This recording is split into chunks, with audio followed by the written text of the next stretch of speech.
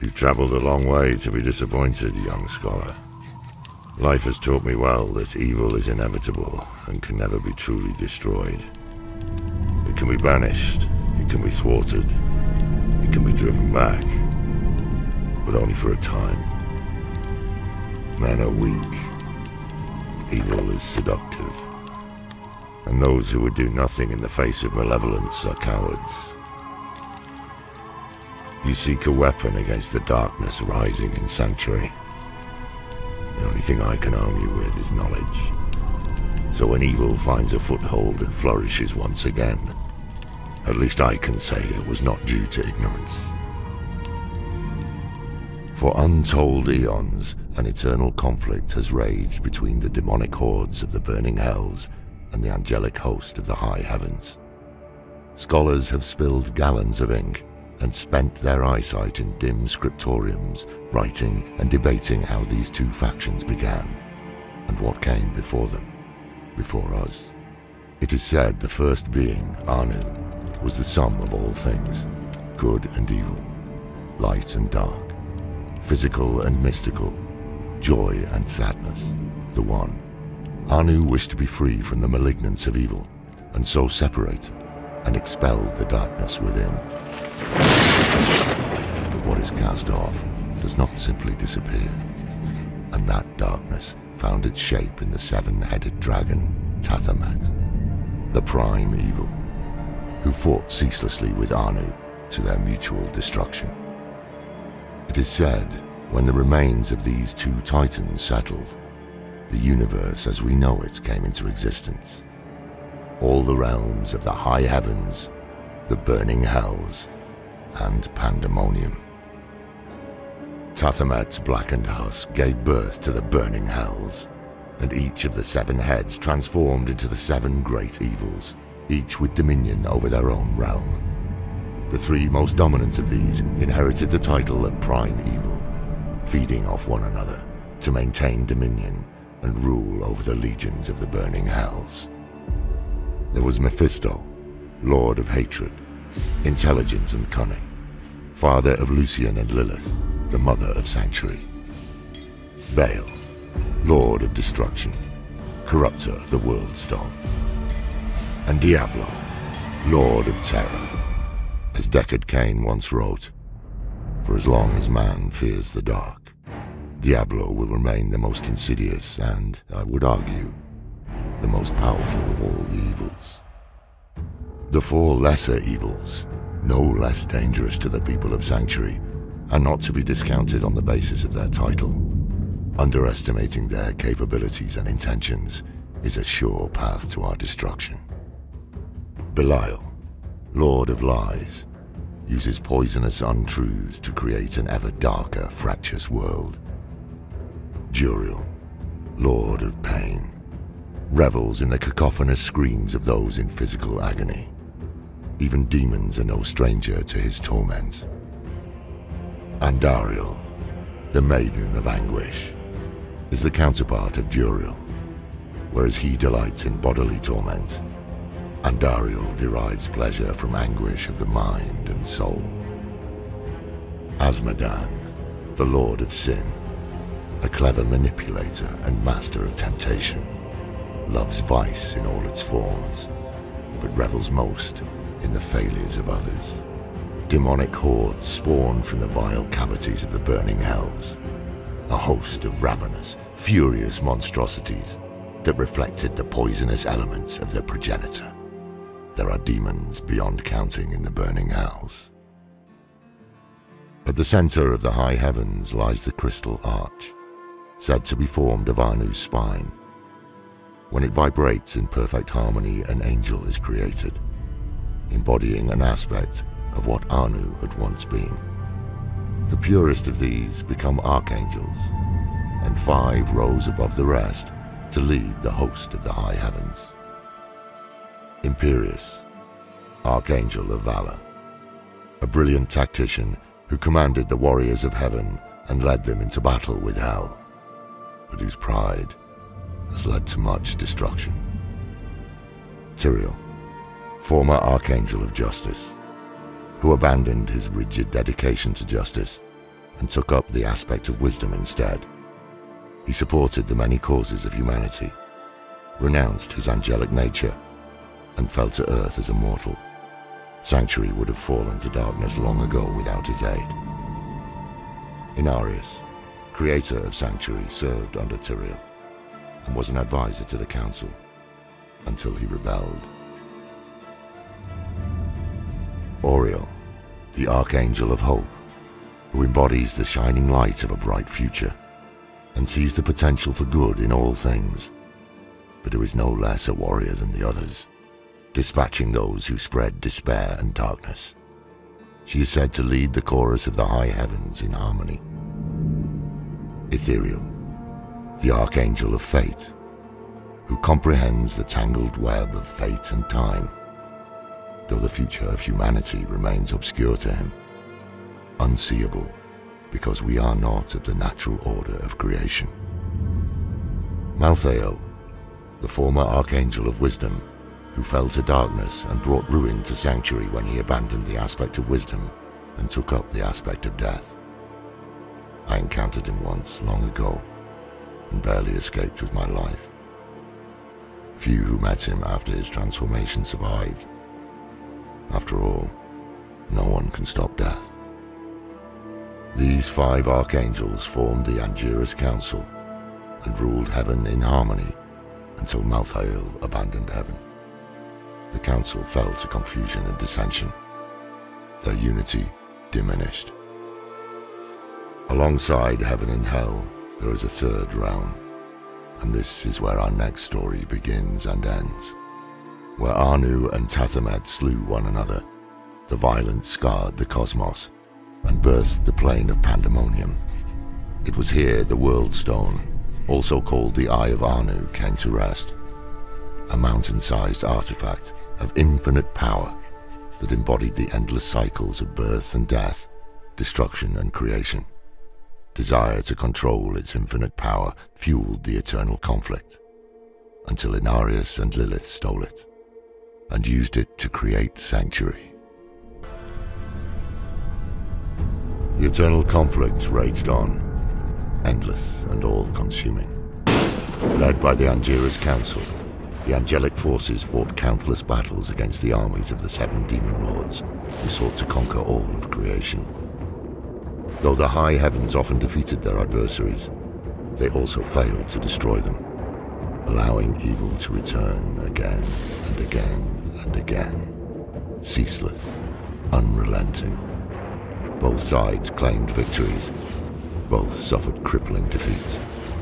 The conflict was a never-ending slaughter. Many of these battles were fought in pandemonium, the plane said to be formed from the violent death of Anu and Tathamed, where the heart of creation lay, the mountain-sized artifact that would come to be known as the World Stone, housed within the Pandemonium Fortress.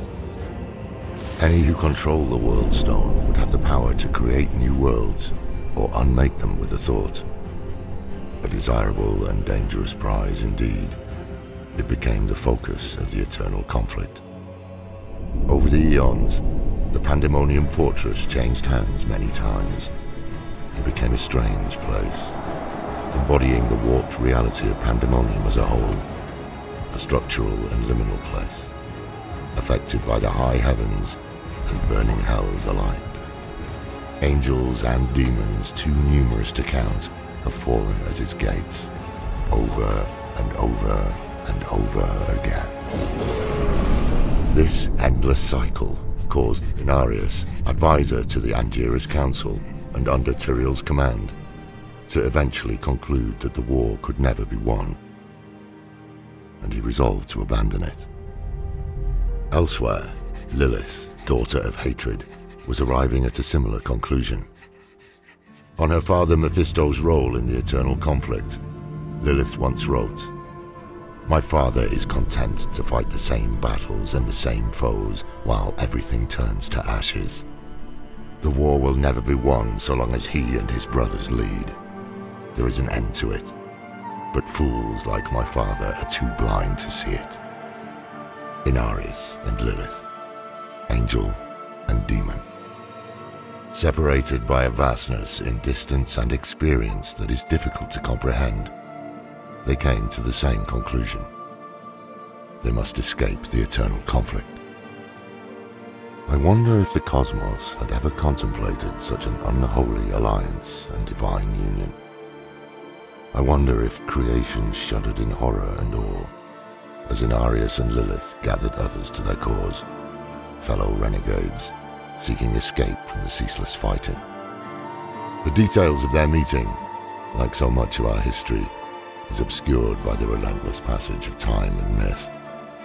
But the great heraldic scholar Deckard Cain tells us of Inarius, wounded or marooned in the Pandemonium fortress, meeting with Lilith.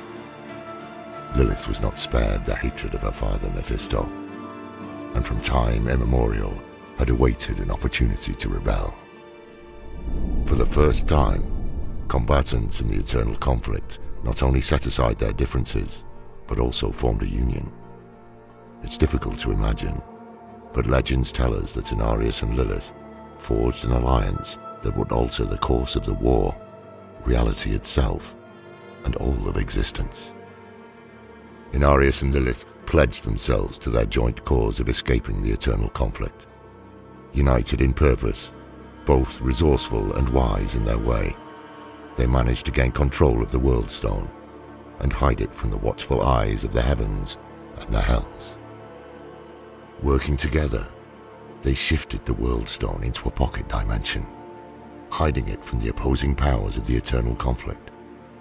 There, they used its extraordinary power to shape a new world, a refuge free from war, free from unending strife, a sanctuary.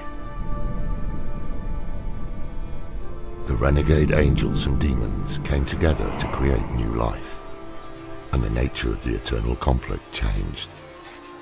The joining of the opposing natures within these firstborn made beings unlike any before, beautiful abominations called Nephilim, from which humanity would one day descend as inheritors of both lineages.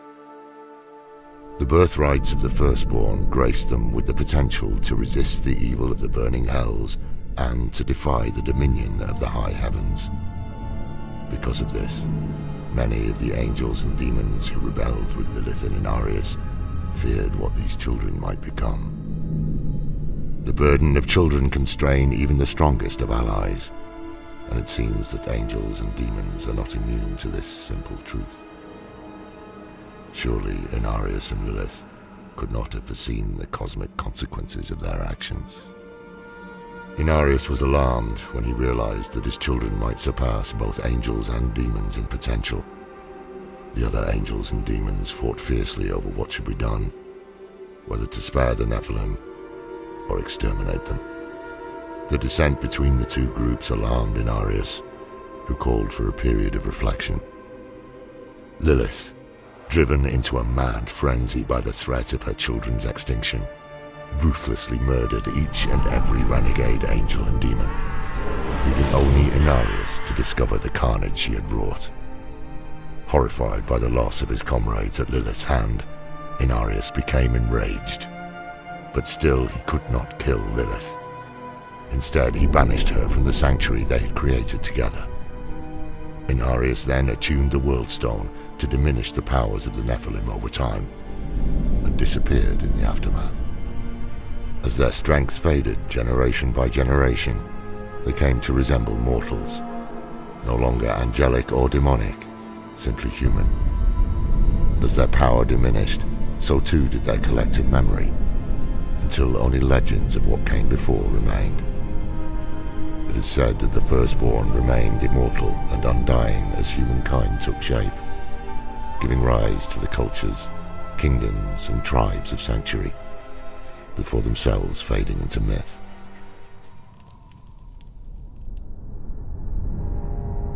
When last we spoke of Inarius and Lilith and humankind's creation, how humanity found itself caught by the eternal conflict, a battle that does not belong to humankind, but one we must fight nonetheless.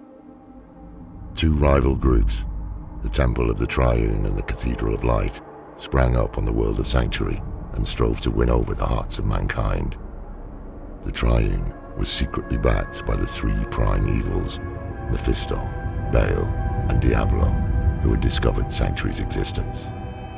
Inarius secretly founded the Cathedral of Light in response, an attempt to counter their malevolent influence. Unbeknownst to either the prime evils or Inarius, Lilith returned to Sanctuary to reawaken her children's dormant powers, knowing they had the ability to banish the agents of the burning hells and Inarius for good. Soon after, Sanctuary was engulfed in what would become known as the Sin War, a catastrophic proxy war over the souls of humankind. Humanity won the war, but they faced another kind of battle. The high heavens too became aware of Sanctuary and her blasphemous children, and now deliberated on humanity's ultimate fate. With the Angiras Council split, the Archangel Tyrael cast the final vote to spare us from extermination. Instead, the memory of all that came before was taken from humankind, including knowledge of their inherited power. In exchange for their part in leaving Sanctuary alone, the burning hells took Inarius into their custody, and it is said that he has suffered unending torment at their hands ever since. Of course, it is not the nature of the burning hells to leave well enough alone, and before long more attempts to corrupt humankind were underway. The lesser evils, led by Asmodan and Belial, staged an uprising that upset the established order of the burning hells. Convinced the prime evils had abandoned the eternal conflict in favor of corrupting humanity, the usurpers set out to banish the three prime evils to Sanctuary. They lost fully 1/3 of their army, but they succeeded in banishing Mephisto, Baal, and Diablo into the mortal realm in what would come to be known as the Dark Exile. They spent decades spreading terror, hatred, and destruction across the land. It is here that the story of the Haradrim begins, when Tyrael assembled a group of powerful mages and tasked them with humanity's defense, standing fast against the tyranny of the prime evils and guarding against the wrathful eyes of the heavens falling upon humankind once again. Tyrael carved 3 soul stones from pieces of the World Stone, crystalline prisons designed to contain the malignant essence of a prime evil.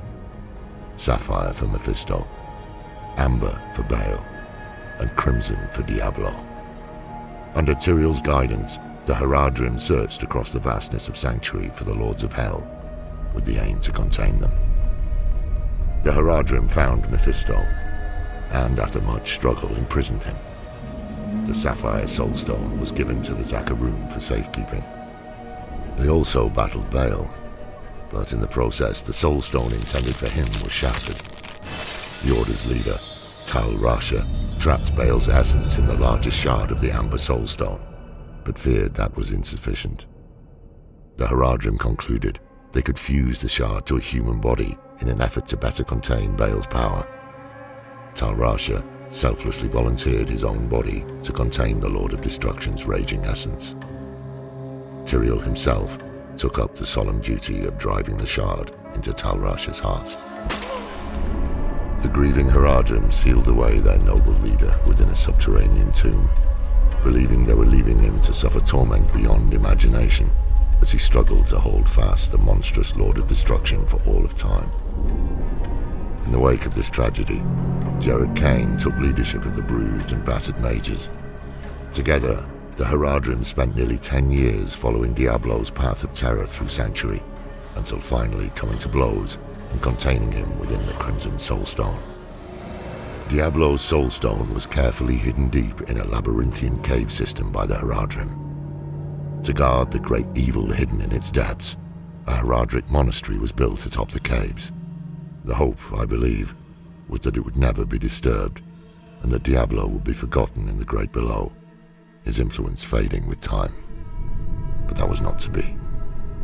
No prison can last forever. So long as a key exists, its door can be opened. The land near that small monastery would eventually be settled, and the quiet, prosperous town of Tristram was founded there. None could have known, except perhaps Diablo, the grim fate that would befall the unfortunate souls that called Tristram home. Over time, foreign powers influenced the land, and Tristram became politically significant.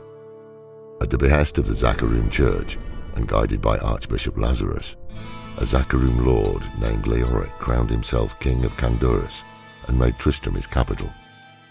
He converted the old Heradric monastery into his seat of power, unaware of the threat that lurked beneath. Leoric was wise and just, ushering in an era of peace and prosperity for Tristram. But with time, his outlook darkened, and he grew irrational, his mind slipping towards madness and paranoia. The king began ordering the execution of any who questioned him. People started calling him the Black King. He declared war on the neighboring kingdom of Westmarch, in part thanks to Lazarus's counsel, an unjust and unwinnable war. Leoric's eldest son Aidan joined the fight, seeking approval from his father. Shortly after Aidan's departure, Leoric's youngest son Albrecht went missing. Leoric tortured and executed many of his own people in his frenzy to find his son. His knights, freshly returned from the war and appalled at the state of their kingdom, were forced to slay the Black King to stop the brutality. In an attempt to honor the man he had been, Leoric was given a proper burial in the old catacombs. Aidan too returned to find a kingdom in shambles. Rumors of the horrific happenings in Tristram spread, along with the news of the appearance of demonic creatures, and brought adventurers to Tristram. Two such adventurers joined Prince Aidan when he entered the catacombs to find his brother Albrecht. During this harrowing journey, Aidan was forced to strike down his own father, who had been reanimated as a foul entity called the Skeleton King. Continuing on, Aidan soon found Diablo himself. After a great battle of fire and steel, the Lord of Terror was defeated. But this ending is not a happy one. For Diablo had twisted young Albrecht's body into his own demonic form. In slaying the demon, Aidan had slain his younger brother. Distraught, Aidan pulled the soul stone from Albrecht and plunged it into his own body. In the weeks that followed, Aidan would seek comfort with a local witch named Adria. Slowly succumbing to Diablo's influence, Aidan eventually traveled east from Tristram and became known as the Dark Wanderer, set on liberating Baal and Mephisto. As the Dark Wanderer traveled east, a new group of adventurers arrived in Tristram. They rescued Deckard Cain from the ruins of Tristram, who implored them to give chase. Soon the party found themselves taking part in a dangerous pursuit of the Lord of Terror. Following the Dark Wanderer's path towards the tomb of Tal Rasha, the adventurers would face the lesser evils of Andariel and Duriel, who had rallied to Diablo's aid. Instead of Tal Rasha, they discovered Tyrael imprisoned in the tomb. Baal, still using Tal Rasha as a vessel, had escaped imprisonment to join Diablo in his guise as the Dark Wanderer. Together they had overcome Tyrael and trapped him in the prison he'd made for Baal so long ago. The heroes pressed on to find Mephisto, the Lord of Hatred, deep in the jungles of Kurast.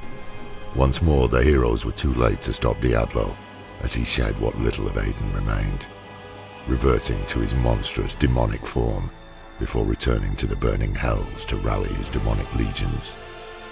Mephisto remained behind, believing he could defeat the brave pursuers. His confidence was misplaced. The Lord of Hatred was defeated and sealed in the Sapphire Soulstone. The heroes followed the Lord of Terror into the burning hells, thinking only of sanctuary and not the grim fate that likely awaited them there. At Tyrael's request, the heroes confronted the corrupted angel Isuel on the Plains of Despair. In slaying him, the heroes freed Isuel's spirit, and he informed them that the prime evils knew how to corrupt the Soulstones.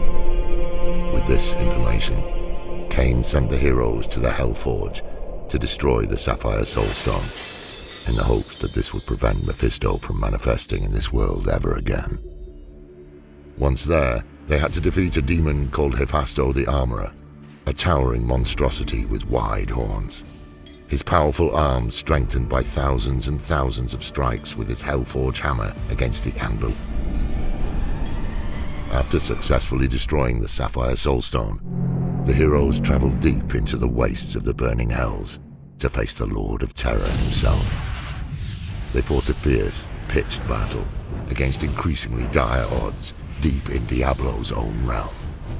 But the heroes fought and defeated Diablo. They pulled the shard from Diablo's head, trapping his essence inside, and returned to the Hellforge to destroy it as well. With this momentous achievement, only Baal remained to threaten Sanctuary. Unfortunately for us, even one primeval can unleash inconceivable devastation.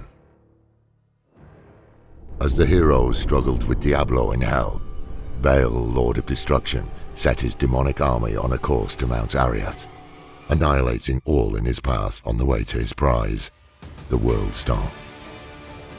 Survivor accounts describe the primeval atop his litter, surveying the barbarian city of Secheron with ravenous malice and an insatiable lust for carnage. His vision for Sanctuary was a wasteland stained with blood. It is both humbling and horrifying to know how close he was to achieving that goal. Thanks to the bravery of the barbarians in the town of Haragath at the base of Mount Arreat, Baal's army was temporarily repelled, buying time enough for reinforcements and the heroes that had slain Diablo and Mephisto to arrive. They fought their way through Baal's army, up the mountain, and finally into the very heart of Sanctuary, the World Stone Keep. Though our heroes ultimately defeated Baal, they could not stop his poisonous malice from infecting the World Stone.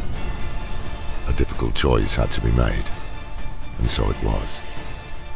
Tyrael chose to destroy the World Stone rather than let it fall to corruption. He hurled his great sword Eldruin at the World Stone, shattering it. Some of its shards fell to earth, imbued with power. The World Stone was nearly as large as the mountain that housed it, and its destruction turned the imposing peak of Mount Arreat into nothing more than a vast crater. Local settlements and tribes scattered to the wind, many forced to seek new homes. This is the tale of the end of days. I told you of the brave heroes that defeated Diablo and Baal, and of the destruction of the World Stone and Mount Arreat by Tyrael, the Archangel of Justice. In the aftermath, his essence dispersed, and though no angel had done so before, Tyrael was able to restore his form in the realm of Pandemonium. After decades away, Tyrael returned to the high heavens. There he tried to convince his fellow members of the Angiras Council that they were meant to protect the innocent, and that the fate of humanity was pivotal to the future of the eternal conflict. However, they remained committed to their laws, leaving Tyrael no choice but to renounce his angelic nature, shedding his wings to embrace mortality before being cast out of the heavens. And so he fell willingly to Sanctuary, a shining star that landed in the ruins at Tristram Cathedral. New Tristram had established itself just outside the ruins of its predecessor, a thriving settlement, home to Deckard Cain and his young ward Leah. She was the daughter of Adria, who had once lived in Tristram, and grew into a wise young woman under Cain's mentorship. A group of adventurers from across Sanctuary set out to investigate the fallen star. Instead, they found a man who had lost his memory. In an effort to help this fallen stranger, Cain sent adventurers to recover the man's sword, broken and scattered in the surrounding lands. The quest would cost Deckard his life at the hands of Magda, the powerful leader of a fanatical coven devoted to Belial. With his last breaths, Cain managed to repair the stranger's sword. In doing so, he repaired Tyrael's memory, as well as the Sword of Justice itself, Eldruin. For this deed, and for many, many more, I believe history will judge Deckard Cain amongst the greatest Haradrim, representing the best of what the Haradric Order can be. His contributions to the Haradrim and to humanity cannot be overstated. the day he left us, was a dark day for us all.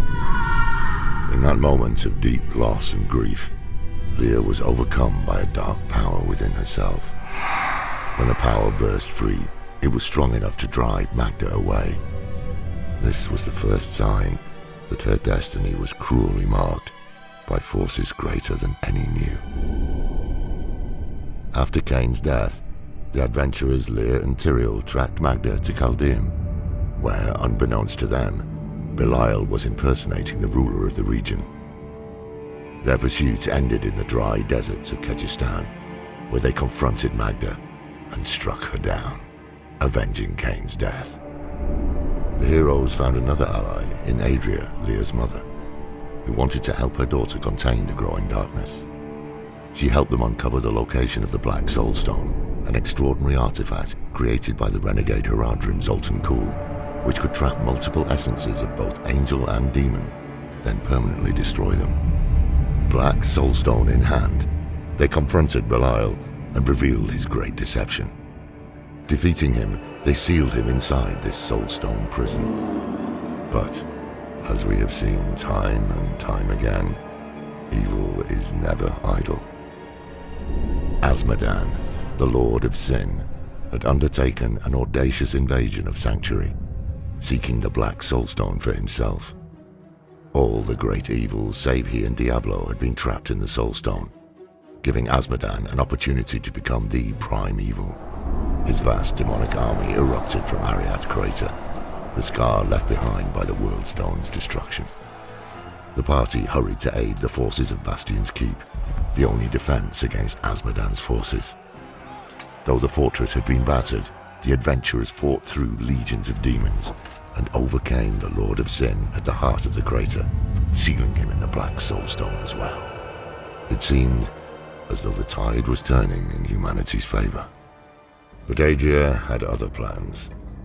She had lied about the Black Soul Stone, having used it to mark the souls of all 7 great evils for containment, while leaving Diablo unbound. The witch then offered Leah her own daughter as a vessel for Diablo's return, an act she had planned since her child's conception. When Aidan sought solace with her in Tristram, Adria had already pledged herself to the Lord of Terror's service. Under the guise of her care, she used the prince's torment to her advantage, allowing Diablo to deepen his hold on the prince. When he left as the Dark Wanderer, so too did Adria. Soon after, she bore his child, Leah, whom she left in Chaldeum under a friend's care. Children should not be punished for their parents' sins, no matter how grave they may be. From the moment of her birth, Leah's fate was tied inextricably to Diablo, his essence part of her creation. With Adria's betrayal revealed, Diablo seized control of the Black Soul Stone, using it to channel the essences of all the Lords of Hell into himself.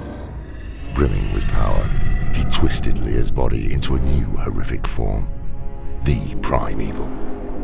With his newfound strength, he set his eyes on a prize far greater than our world, the utter destruction of the high heavens.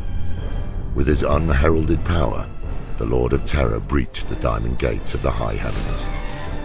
He single-handedly routed Imperius, leader of the Angiras Council, with barely a thought. The Prime Evil opened hell rifts inside the Silver City, unleashing the minions of the Burning Hells, leaving him to continue towards the Crystal Arch. As demons ravaged the Silver City, the heroes came to Heaven's aid. They fought their way through hordes of demonkind, aiding the heavens where they could, and soon arrived atop the Silver Spire to battle Diablo himself. Against all odds, the Prime Evil was defeated, his essence trapped in the Black Soul Stone. Tyrael returned to the Angiras Council as a mortal, now embodying the aspect of wisdom. And for a moment, it seemed like Sanctuary might see peace. But, as you know well, peace does not last. All was not well with the high heavens. Decades before Diablo's assault on the high heavens, Malthael had abandoned the council, the heavens, and his position as the aspect of wisdom. The ravages of the eternal conflict must have taken their toll on Malthael's mind. I often wonder what he saw that convinced him to forsake wisdom for death. Malthael had long desired an end to the eternal conflict, and finally saw his chance with Diablo's defeat. With the 7 great evils gone, he turned his attention to humanity. But Malthael was not interested in winning our hearts and minds. His solution was far simpler, far colder. To Malthael, humanity would never be more than demon spawn, and for the eternal conflict to reach its conclusion, all demonkind needed to be eradicated. But to achieve his ultimate goal, Malthael had to retrieve the Black Soulstone, which was now in the hands of what remained of the Haradrim. I likely owe my life to Eldraine. In that first confrontation with Malthael, in the black tunnels of the tomb of Rakis, I faced death himself. As my brethren fell and died, I was protected behind a magical shield that Tyrael raised using his sword. When we emerged onto the city streets, we were met with horror beyond comprehension. Prize in hand, Malthael and his reapers laid waste to Westmarch. The grisly slaughter I witnessed there nearly destroyed me. They were harvesting the souls of the people. With each death, Malthael grew more powerful. Malthael soon took the Black Soulstone to the Pandemonium Fortress, where he began to manipulate its power. Struggling to find where he had gone, the adventurers turned to the only person on Sanctuary who might know Malthael's location, the traitor Adria. The witch, however, did not wish to cooperate, and transformed into a terrifying monster empowered by blood magic. Delivering final justice against Adria's betrayal, they struck down the abomination and set out for the Pandemonium Fortress to confront Malthael. By the time they arrived, it was too late. Malthael had already sent the Black Soulstone to Sanctuary, and it was fulfilling its dark purpose, tearing the demonic essence out of every single person. Freeing the spirits of their own kin and leaders, the heroes became one with death, and were finally able to fight against Malthael on even ground. A great battle ensued, and in a last-ditch effort to secure victory, Malthael shattered the Black Soulstone to take on the power of the great evil still trapped inside. The heroes valiantly rallied in defense of Sanctuary, the power of the spirits within allowing them to defeat death itself. The aftermath of Malthael's use of the Black Soulstone saw Tyrael gone from Sanctuary and countless dead. What happened to Diablo remains a mystery that haunts me. I chose solitude and ale over futile efforts to bring light back into our world. But there are times, such as this, where I feel hope struggling to take root once more. But to hope for salvation while doing nothing to attain it brings only ruin. I have learned this many times over. Judge a person by their actions, not their words. Lilith has returned. You sense the daughter of hatred in the growing shadows, as do I. I can no longer fight with steel and blood, but perhaps the knowledge I've shared will act as an armor in your own battle with the coming darkness. Take care, young scholar, wherever your path may lead you. I hope for your sake, it leads down a different path than mine.